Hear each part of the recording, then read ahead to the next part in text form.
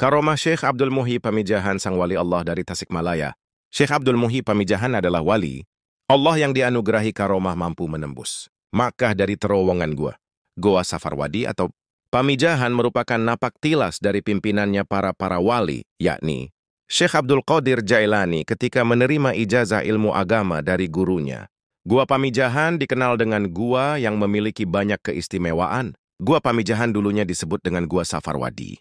Konon di gua tersebut pada zaman dahulu, Syekh Abdul Qadir Al-Jailani menerima ijazah ilmu agama dari gurunya yang bernama Imam Sanusi. Gua yang sekarang dikenal dengan nama Gua Pamijahan adalah warisan dari Syekh Abdul Qadir Jailani yang hidup kurang lebih 200 tahun sebelum Syekh Abdul Muhyi.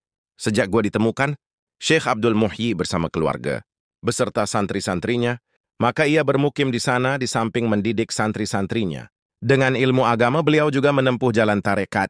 Dalam menyebarkan agama Islam, Syekh Abdul Muhyi menggunakan metode tarekat Nabawiyah, yaitu dengan akhlak yang luhur disertai tauladan yang baik. Salah satu contoh metode dalam mengislamkan seseorang, di mana suatu hari beliau melihat seorang yang sedang memancing ikan, namun orang itu kelihatan sedih karena tidak mendapatkan seekor ikan pun.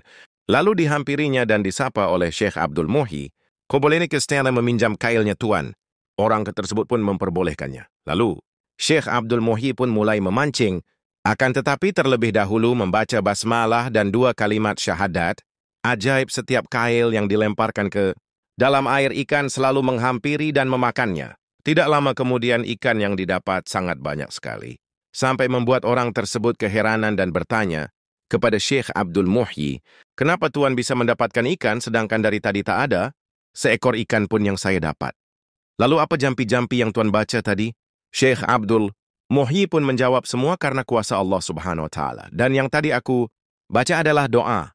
Setelah mendengar penjelasan Syekh Abdul Muhyi, akhirnya orang tersebut tertarik dengan doa itu dan mulai mempelajari Islam dengan bimbingan Syekh Abdul Muhyi. Selain itu, terdapat banyak karomah Syekh Abdul Muhyi yang membuat ketertarikan masyarakat untuk mengikuti dakwah Islam beliau.